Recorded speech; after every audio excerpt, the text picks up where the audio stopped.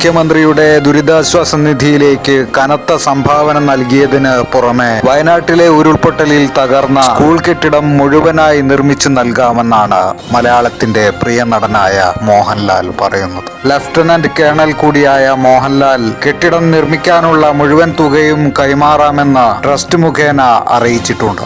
വയനാട് ദുരന്തത്തിൽ ഇതുവരെ 342 പേർക്ക് ജീവൻ നഷ്ടമായി. ഇനി കണ്ടെടുക്കാനുള്ളത് 250-ലധികം ആളുകളെ. അതേസമയം ഡിസാസ്റ്റർ ടൂറിസം അനുവദിക്കില്ലെന്നും കർശന നിയന്ത്രണങ്ങൾ ഏർപ്പെടുത്തുമെന്നും മന്ത്രി റിയാസ് പറഞ്ഞു. വ്യക്തമായ പരിശോധനാ റിപ്പോർട്ടുകൾ നോക്കിയാൽ തന്നെ വയനാട്ടിൽ ഉരുൾപൊട്ടൽ ഉണ്ടാകാനുള്ള സാധ്യത കാലങ്ങളായി നിലനിൽക്കുന്നുവെന്നത് പഠന ഗവേഷണത്തിന്റെ ഫലമായി കണ്ടെത്തിയതും സർക്കാരിന് റിപ്പോർട്ട് സമർപ്പിച്ചതുമാണ്. ഉരുൾപൊട്ടൽ സാധ്യത നിലനിൽക്കുന്ന സാഹചര്യത്തിൽ താമസയോഗ്യമല്ലാത്ത ബയോ റിസർവ് കേന്ദ്രങ്ങളിൽ താമസിക്കുന്നത് നിയമവിരുദ്ധമായ പ്രവൃത്തി കൂടിയാണ്. ആയതിനാൽ ദുരിതാശ്വാസ നിധിയിലൂടെയും സെലിബ്രിറ്റി സംഭാവനകളിലൂടെയും ദുരന്ത സ്ഥലത്ത് വീണ്ടും ആളുകളെ പാർപ്പിക്കുന്നത് ദുരന്തങ്ങളുടെ ആഴം വർദ്ധിപ്പിക്കും. താമസയോഗ്യമല്ലാത്ത ബയോ റിസർവ് വനങ്ങളിൽ താമസിക്കുന്നത് തന്നെ നിയമവിരുദ്ധമായ പ്രവൃത്തിയാണ്. അവശേഷിക്കപ്പെട്ട ജനങ്ങൾക്ക് വേണ്ടത് സുരക്ഷിതമായ സ്ഥലം തന്നെയാണ്. ജനങ്ങളുടെ ജീവൻ വെച്ചുള്ള രാഷ്ട്രീയ തർക്കങ്ങൾ വീണ്ടും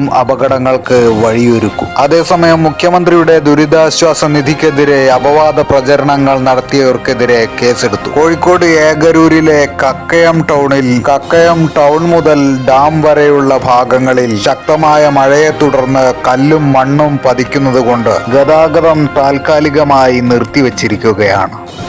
ജിസ്വാനിലെ അൽത്തോവാലിൽ കനത്ത മഴയെ തുടർന്ന് പാലം തകർന്ന് ഒരാൾ മരിച്ചു. അതേസമയം മക്കയിലും മഴ പെയ്തത് കനത്ത ചൂടിൽ നിന്നും വലിയ ആശ്വാസമായിരിക്കുകയാണ്.